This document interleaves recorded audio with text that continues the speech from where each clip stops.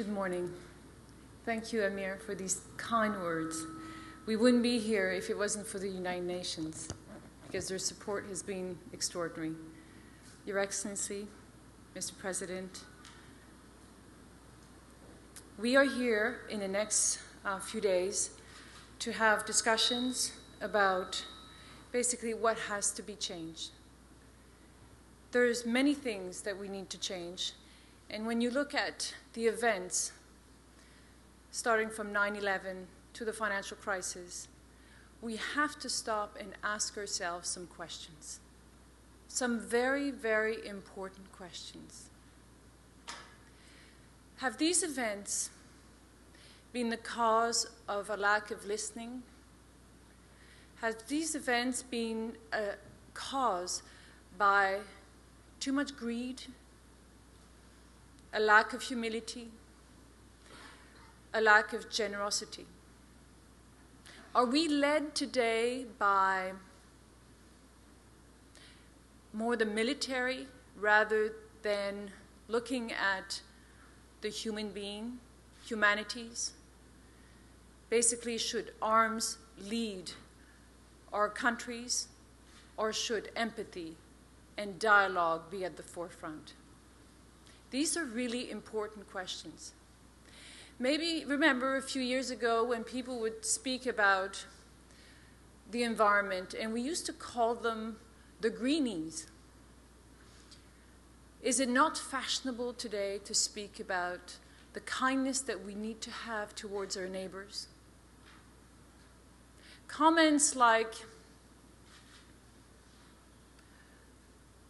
Mrs. Condi Rice said last week, that Russia is isolated and irrelevant. I am not for the Democrats, I'm not for the Republicans. I take no political stand. But I know that there's one thing that will succeed, and especially for the leader, which is America today, and it's to change.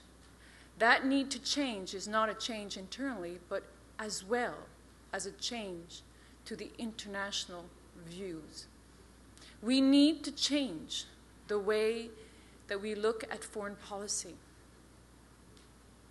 We need to not mingle in people's affairs other than to help them with trade. It is very, very important to look at the world in a different way. Do we have a choice? No, we don't have a choice.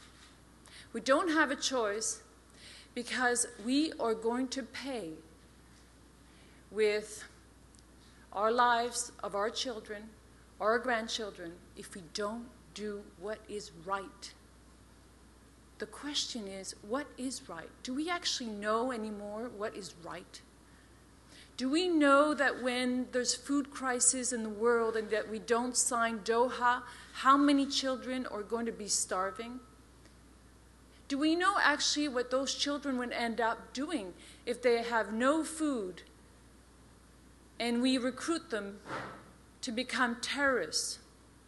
Will they accept that job if they have no other hope? Yes, they will. Maybe. If a man loses its dignity and has to go through the soup line and has no more jobs, will he have more of a probability of doing what is wrong to save his children? Yes. The problems in Africa are our problems. Why? Why are we so interlinked? When we look at all the foreign investments that are done outside of America, when we look at the exports, when we look at how much money American companies actually make outside of America, that number is enormous. It's about 20% equivalent of the GDP. Who stops to think about these things? We need our neighbors for the economy. Now, we say we. I am not American, I'm Canadian. But America needs to realize that it's interlinked with the rest of the world. America has done wonderful things. They're bringing half the population today towards a certain shape of democracy. Who was in Bosnia? America. There's many things and many good things, and we have to remember America for the good things. And now we're in a transition, and we're all together in this transition. We are calling into a new world order. This new world order is different because the pieces are different. Leadership in most countries are more concerned about their local audience. We are concerned about our quarterly results. We are concerned about surveys to be re-elected. This election in America feels it's been going on for decades. Who is watching Washington today? We need to focus, and we have a lot of important agendas. And we are going to share in the next few days what are the threats and certainly what are the opportunities that we have in front of us. Let me share with you a few threats. But I'm not going to leave you with a negative note because there's so many wonderful things in the world. We are going to speak about human security. We're going to speak about human threats.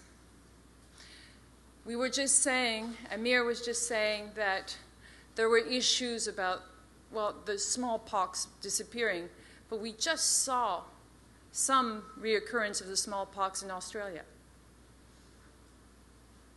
We're going to be faced with bioweapons, cyber weapons, and we're going to be discussing that.